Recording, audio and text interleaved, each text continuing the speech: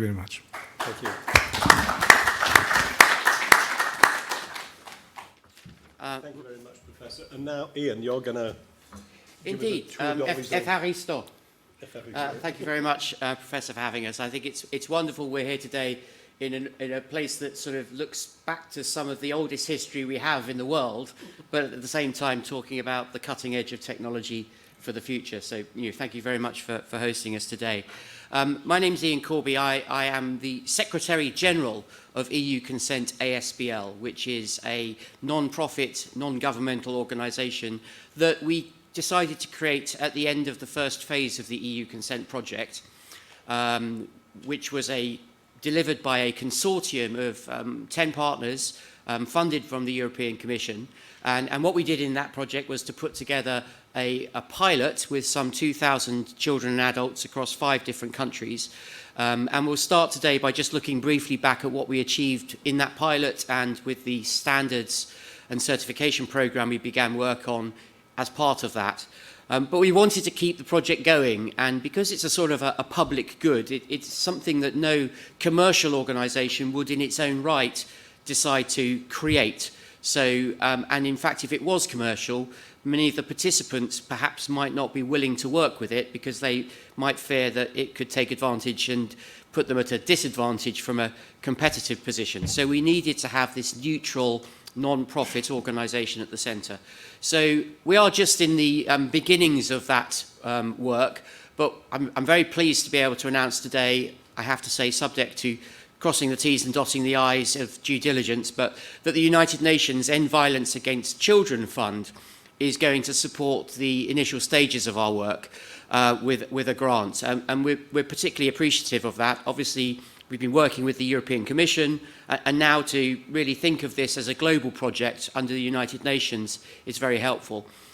And this is the first year that the UN has extended the scope of that grant, which is primarily focused on preventing child sexual exploitation online, to include age assurance, because they have seen, and I understand organisations like In Hope and others have recognised this important link between knowing the age of people online and protecting children online, particularly from child sexual abuse.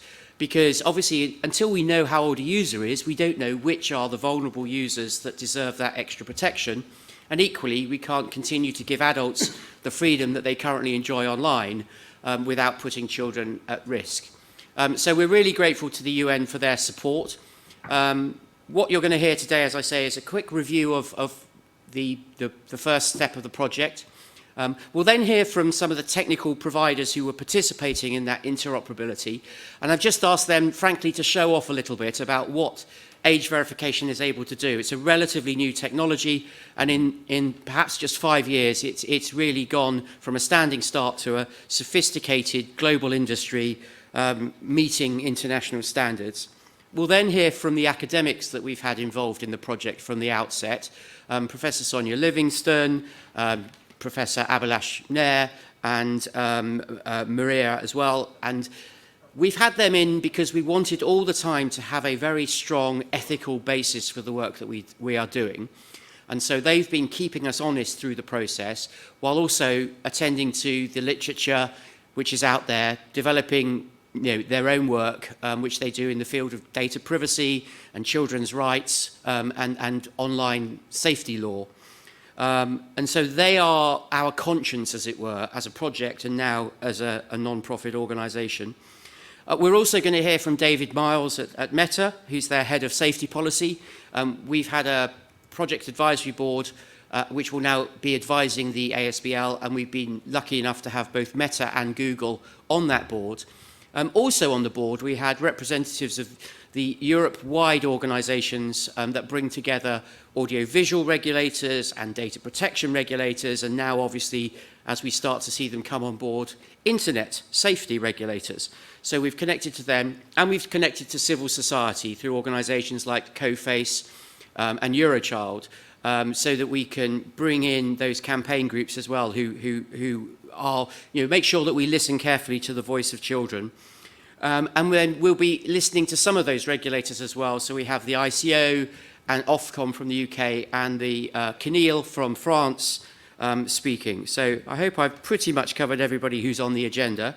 With that, I'd like to just introduce our first two speakers today. Kostas Flokos is the coordinator of the original project and obviously retains his role coordinating the technical aspects as we go forward. And Tony Allen, who'll be speaking after him, who is our auditor and standards guru. So with that, over to them. Thank you.